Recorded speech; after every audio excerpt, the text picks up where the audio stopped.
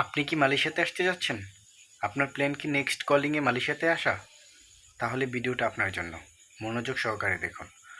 Hi guys, আসসালামু আলাইকুম। আশা করি সবাই ভালো আছেন। তো যারা যারা নেক্সট কলিংয়ে মালয়েশিয়াতে আসতে যাচ্ছেন, ভিডিওটা তাদের জন্য। এবং আপনাদের আত্মীয় স্বজনরা যদি মালয়েশিয়াতে আসতে চায় তাহলে তাদের কাছেও শেয়ার করতে পারেন। তো প্রথমে চলুন দেখে আসি একটি ভিডিও।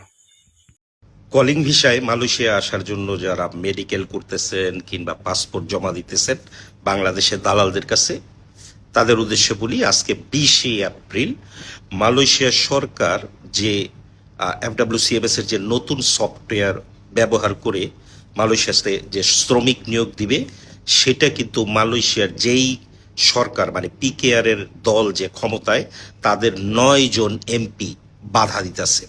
তারা সরাসরি বলতেছে মানব সম্পদ মন্ত্রণালয়কে যে এই সফটওয়্যার ব্যবহার করা অপ্রয়োজনীয়, এটার কোনো দরকার নাই। এতে কইরা সাধারণ যে কোম্পানিগুলি তারা ভুক্তভোগী হবে।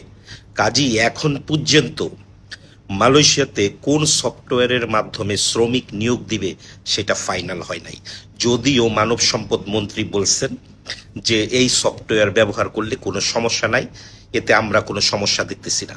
কিন্তু তাদের দলের 9 জন MP, রানিং MP 9 জন MP এটা বাধা দিতেছে যে এই সফটওয়্যার ব্যবহার করা যাবে না, এর সাথে কোনো কন্ট্যাক্ট করা যাবে না, এটা অপ্রয়োজনীয় এবং অযথা টাকা নষ্ট। কাজী এখন পর্যন্ত বাংলাদেশের কোন প্রক্রিয়ায় মালয়েশিয়ায় লোক আসবে সেটা ফাইনাল হয় নাই, মানে সেই সফটওয়্যার এখনো ফাইনাল হয় নাই। কাজী যারা পাসপোর্ট বাংলাদেশের দালালের কাছে দিবেন, টাকা দিবেন, মেডিকেলের সফটওয়্যার দেখাবে, এগুলি সব ভুয়া। ভুয়া। এখন বহুত ফৈরার গোয়া জ্বলবো, এই ভিডিওর পরে বহুত ফৈরার গোয়া জ্বলবো, ফৈরা দেখবেন আবল তাবল বকতে থাকবো বিভিন্ন জায়গায় আমার এরিয়া। তো কোনো লাভ নাই ভাই, কোনো লাভ নাই। তগমতো ফৈরারা যতই বকস, যতক্ষণ কলিং না ছাড়বো ততক্ষণ ভিডিও দিতেই থাকবো, সাধারণ জনগণ যাতে তোদের মতো ফৈরাদের পাল্লায় না পড়ে। এই ভিডিওটা দেখে আপনারা কি বুঝলেন?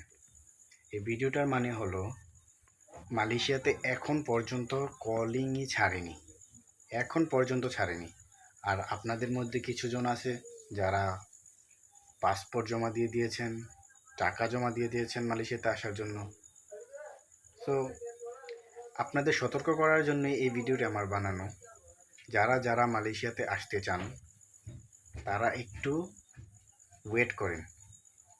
ওয়েট করলে আপনারা জানেন তো, বাংলাতে একটা কথা আছে, সবুরে মেওয়া ফলে। তো ওয়েট করুন।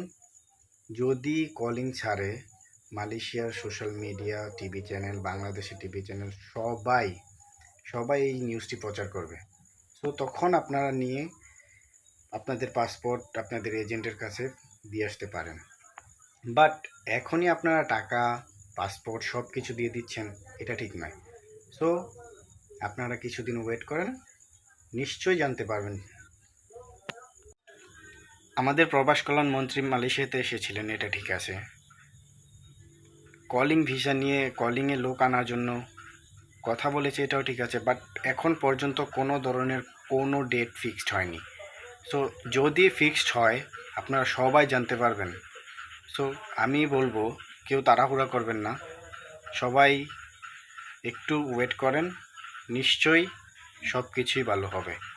সো আজকে ভিডিও এই পর্যন্তই।